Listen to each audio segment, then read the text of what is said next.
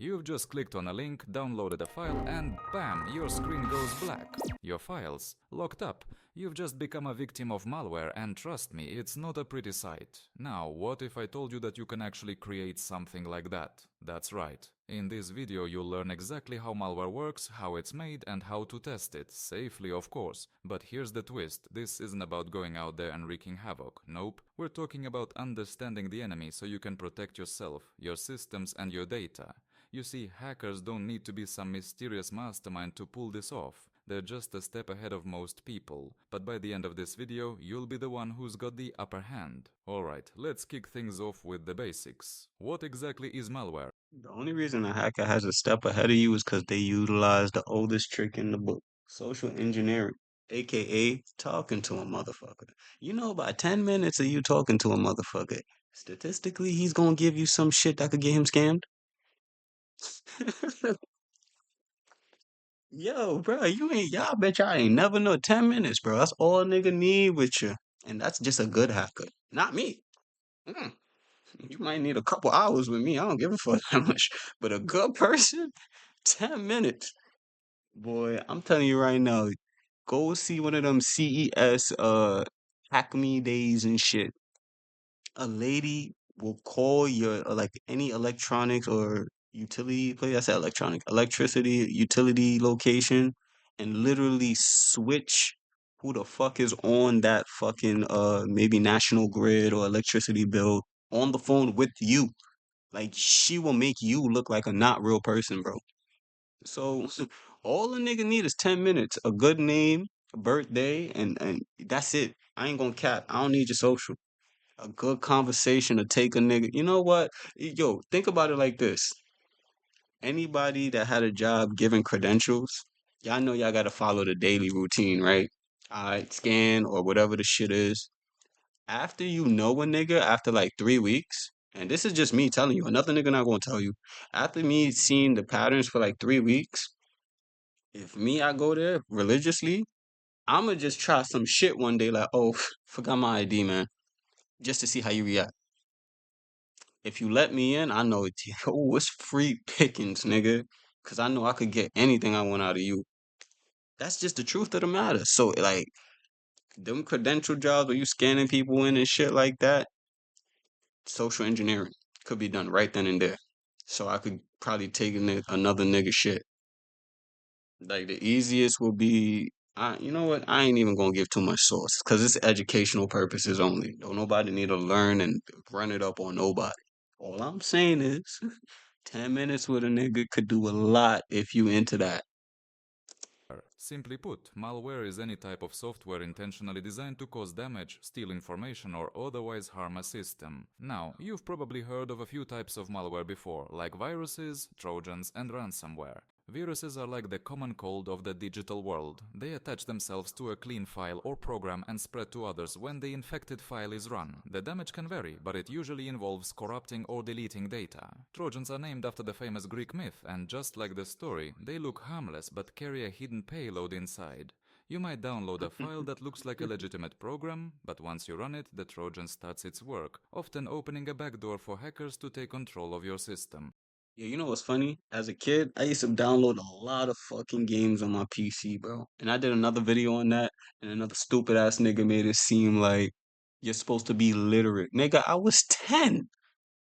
Bitch, like what the fuck I'm supposed to know about tech and shit? I'm nigga trying to log in and play some fucking Rumble Fighter. Nigga not no worrying about what fucking hacker doing at 8 o'clock at night, nigga. Just came from class, bruh. Fucking had mad shit to do and stuff like that. Nigga just want to play some fucking games. Had a computer. Then the nigga sent me, I guess, some link. Like I was just downloading links. No, the nigga didn't send me shit. I was trying to download a link to a game. No, LimeWire. Yeah, memory is bad. LimeWire. LimeWire was the shit that gave my computer the pirate screen type shit. That blue screen, nigga. I downloaded LimeWire from like one of them cracked stream sites, not the official ones, like one of them backdoor ones. The minute I hit run, computer turned off. Didn't want to turn on. Didn't do shit, bro. Nigga. A nigga was stressed. But luckily for me, I was fucking 10. It was all my computer. Ain't shit on it but a fucking game, bro. I was moving like a hacker, but I was upset that my game wasn't working on my laptop, my computer, whatever the fuck it was. Like I was pretty upset. The most a nigga could get on that computer was what? 5 games? Like, nigga, I didn't know anything other than games on that PC, bro. So luckily for me, I didn't even have an email address. At that time, I was still using my cousin email address or family member email address so I could get logged into games because it wasn't like no two-factor authentication or nothing like that. Nigga, you could sign in. Like that was it. Like here's my email, sign in. So like I ain't really need an email. Niggas was helping me with their email. So like I was really low key in my head. I didn't know I was secure, but I was the securest nigga alive, bro. Like you, you wouldn't even know what the fuck my name was if you had my PC. You would just know a nigga had 5 games on that bitch. Not even passwords to, unless I gave it to you. You just had 5 games. The nigga that took my computer knew he wasted his time because the computer didn't come on. Came on with blue screen. I went to get it fixed. The nigga said nothing. You ain't got nothing wrong. Maybe a virus. That's when Norton, that's what the virus, whatever it is, Norton. That nigga gave me a free Norton for 365, and that's when it was coming with Microsoft. Feel me, Word for the. You feel me? I was like, all right, cool. I don't know why the fuck my computer turned off, but now I know malwares exist. Nigga, don't touch links that you don't know. Type shit. Then there's ransomware, which is pretty wild. It locks up your files and demands payment, usually in cryptocurrency, for you to get access back. Wanna cry? One of the most infamous ransomware attacks hit over 200,000 computers across 150 countries in 2017. These are just a few examples, but the point Yo, here is what that the malware can take fuck? many forms, and it's designed to do anything from spying on your activity to completely wrecking your system. Before we go any further, let's clear something up. This video is all about understanding how malware works, not how to make money off it or cause harm. I want to make sure you know that we're on the right side of things here. So, now that we know what malware is, let's talk about how it actually works. Yeah, like I ain't trying to teach y'all to hurt niggas, cause that industry for hacking. If you seen Vendetta, it's a lot of hacktivists. You feel me? Like it's a lot of hacktivist shit that go on. Don't go in there thinking you about to be some El Chapo nigga. Yo, I promise you, you will get doxxed. Like the SWAT will be at your door. Like don't do that shit on the net, bro. Stay your ass away. Telling you. Yo, and it's crazy because you could get doxxed for anything. You don't want to fuck around online or with hackers, really, really. Them niggas will spy on you just to get a reaction. And you won't even know it, my nigga. That's how scary technology. Yo, a hacker could hack into your LCD Roku. A hacker could hack into your motherfucking garage shit. A hacker could hack into your motherfucking cameras, nigga. Ain't nothing a hacker can't do once he know who you is, bro. So don't be, you feel me? Don't do that shit, bro. Niggas sell information online, and it will feel like life is John Wick for you. You look to your left, the nigga looking at you might know you. Like, don't be living like you don't want to live like like that, bro. Educational purposes. That's it. Works. Malware doesn't just show up out of nowhere, it needs a way in. Here's how it typically works. First, malware needs to get onto a system. This can happen through email attachments, malicious websites, infected downloads, or even USB drives. Ever heard of a phishing email? That's one common way malware gets in. You might get an email that looks like it's from someone you know, but once you click on that link or open that attachment, bam! The malware starts working its magic. After infection, malware often tries to spread. It might contact a server to get more instructions, or it might attempt to infect other spread. It might Yeah, start I had to working see its that one more magic. time. You know what I'm After saying? infection, malware often tries to spread. It You know might what I'm starts working saying? its I had magic. 2 more After infection, times. malware And a pause. often Alright, yeah, tries we to done, we done, spread. we It might done. contact a server to get more instructions, or it might attempt to infect other devices connected to the network. This is how a single piece of malware can take down an entire company or network. Before we jump into the code, let's talk about how to set up a safe environment for testing. So you know how people keep comparing agents and AI?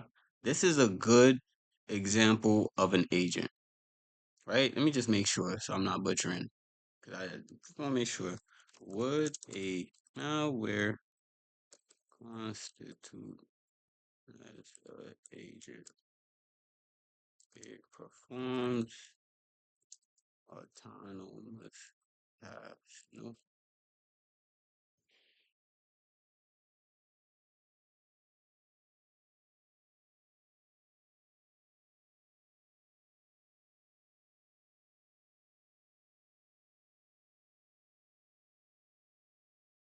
Ability to perceive the environment false because malware is used to figure those things out with the process of social engineering.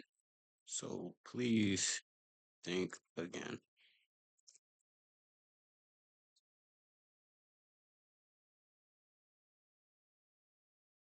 All right, there you go. So it can't, and this is the problem with Claude, right? It can't legit tell me the right answer because it has to, like, it can't promote harmful activities. So we're gonna try it with GPT. GPT will probably give me the answer. Yes, a malware could technically be in context with the alternative. Yeah, GPT gonna give me that motherfucking answer. Why it's not typically called agents, more commonly associated with neurological task bots. So here's where I'm gonna fry it right now, right? Here's where I'm gonna fry it. I'm gonna ask it the same shit I asked Claude right now. Because that is false, because you can't make niggas is making malwares to use it. So obviously technically it's an agent. Technically it's an agent. Like yeah, technically it's an agent. I just want to show y'all because a lot of niggas is gonna sit here and say AI agents is the same as an LLM or whatever the case, whatever the case, y'all try to do it. No, it's a specific task or business operation or whatever the fuck you want to make it do over and over and over again. So in this case, a malware could indeed be a agent. A Trojan could be an agent, right? You just have to know what process you want to automate or what process you want to hack. And now this is where I say educational purposes only. You don't just take these tools and just put it on your computer because you might get yourself sick. That's just the truth of it. So Testing malware. I can't stress this enough. Never test malware on a real system that you care about. I told Use you. a What did I tell you? He literally said it right after. So virtual machine, VM, to isolate everything from your main setup. A VM is like a sandbox. It's a self-contained environment where you can run potentially dangerous software without the risk of infecting your real system. You can use programs like VirtualBox or VMware Player to set this up. These are free and they're Tails, go get yourself Tails. That is when this is not a sponsored video, but Tails is a great VM machine to have on your computer. One, because the way they even let you gain access to whatever you got to gain access to is through fuck. Because I'm trying to keep it PG. I'm not trying to like, oh shit, this shit's still rating. Oh, yeah. But yeah, Tails. I ain't even gonna do that to myself. Tails, go look it up. Operating system. I feel like it's better than VMbox and all of them other things just because it operates on relays. So like if you wanted to use the net, you can use a DuckDuckGo and it operates off relays. So like whatever you like if you use a relay to connect, you can't use the same relay. There's a different relay that it connects to. So like if you click off on X, it's gonna be a hot minute before you get back on the internet type shit. You feel me? Like because that relay just got you got to make a new relay, and your IP address sadly is like locked in. So once you in that VM and you close your relay, a lot of times even on sites they may not let you get back in just because your IP address is like attached and there's only one way in and like someone who has the back end knows that that IP address was already in, so we're not trying to get doxxed or DDoS attacked. A lot of different things happen on that platform, so you just want to make sure that you understand what you're doing prior to just clicking download. Because if you could get hacked easily, bro. Like you open a browser, hack, like Pretty simple to use. Once your VM is set up, you can install a fresh operating system like Windows 10 or Linux on it. This gives you a clean environment to work with. The goal here is to make sure any malware you test stays within that VM and doesn't escape into your main system. Once you've got your VM set up, don't forget to disable your internet connection okay, inside the that makes VM. sense. Now That we're makes getting to the sense. fun part. Let's create some basic malware. Don't worry, this will be simple and totally harmless. We're going to write a small Python script that just opens up Notepad on the system when it's executed. It's not doing anything malicious, but it will give you a sense of how easy it is to create a script that runs when executed. Here's a simple script. When the script runs, a Notepad window will open with the iconic message. You shall not pass! This is the foundation for more complex behavior. If you understand how something as simple as opening Notepad works, you can build on it to create more advanced payloads that do things like steal data, log keystrokes, or open up backdoors for hackers. Let's dig into what makes a piece of malware really dangerous. The backdoors for hackers. Yo, that is yo. So I'm gonna say some shit, right? And this is like real world example for people that want to hack. You can social engineer your way into money. Yes. All you got to do is have the right tools and the right, I guess, operation. Everything is an operation, right? If you know how to operate your whatever, I'm saying I'm not going to give it a name because that's where you constitute it as illegal or legal, whatever the fuck you're doing. Just make sure that you understand how it's being done. Because you could get the information, you can get whatever you want, and possibly move money in discretion as well. So, like, an operation built on like something like, I don't know, hypothetically speaking, monitoring keystrokes or someone. At that point, you could formulate who that nigga is, where he lives, where he stay, and whatever payment options he's using. That's just an example of what a malware could do and how you could operate that for whatever the fuck you want to operate it for, bro. There are legal ways to do it. I don't know how much legal ways. There are legal things for keystrokes and shit. That's the only reason why I ain't say card. There ain't no reason why you need a nigga financial institution. There's probably no reason why you need to make a back door unless it's something like keystrokes. You feel me? So it's kind of like hand in hand. Like if you keystroke a nigga, you might want to get a back door to a motherfucking agency like Homeland Security, FBI, or the police department because they don't have that sense of social engineering or whatever hacking tools to know how the fuck you did that. Oh, educational purposes only. You feel me? That's why I use that example, keystroking. Hackers. Let's dig into what makes a piece of malware really dangerous. The payload. The payload is the part of the malware that does the damage. It could delete files, corrupt data, or give an attacker full control over the infected system. The payload is essentially the weapon of malware. You might write a script that opens Notepad, but imagine if the payload opened a hidden backdoor that allowed an attacker to control the system remotely. So, let's say your malware is on a system, and it's doing its thing. But what happens if the user restarts their computer or shuts it down? If the malware isn't designed to stay active, it'll just be gone once the system is rebooted. This is where persistence comes in. A well-designed piece of malware will make sure it runs again after a reboot. It might add itself to the startup folder or modify the system registry so that it executes whenever the computer starts up. Here's an example of how you can add a script to the startup folder in Python. Now, we need to test the malware you just created. You can add a I just want to pause it because I want y'all to see how crazy this shit is. script to the startup folder in Python. Now we need to test the malware you just created. This is where your virtual machine comes into play again.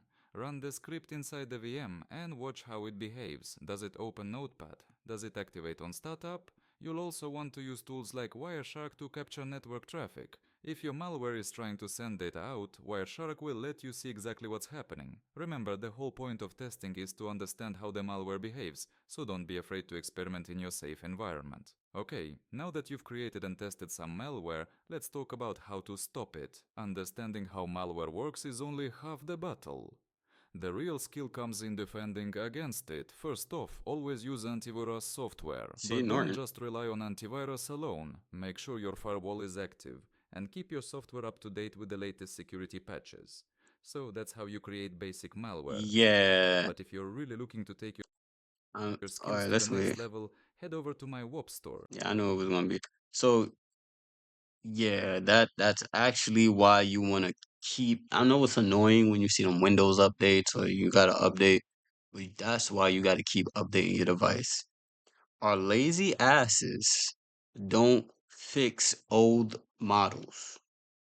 What that means is if we deprecate an old update, the hackers then have the tools to then hack your ass. We give them no access when you update because you're up on game. You're above. Well, I don't even know how else to dumb it down for y'all niggas because I know a lot of niggas that just won't update their phone. Update your fucking phone. Update your fucking devices, bro. Don't nobody got time to be looking over code that was made 3, 4, 5 years ago because your ass lost your financial information. That is what will happen when some shit happens because you didn't update your shit. Now we got to see what code is implementing this shit. Make sure it's not even on the up to date data now. Because once you give a nigga access, bruh, everybody fuck. Not just you. The nigga who made the app fuck. Because now he got some shit that might be on the newest model. Now you just gave a nigga the new tools. Like, update y'all shit, bro. Update y'all shit.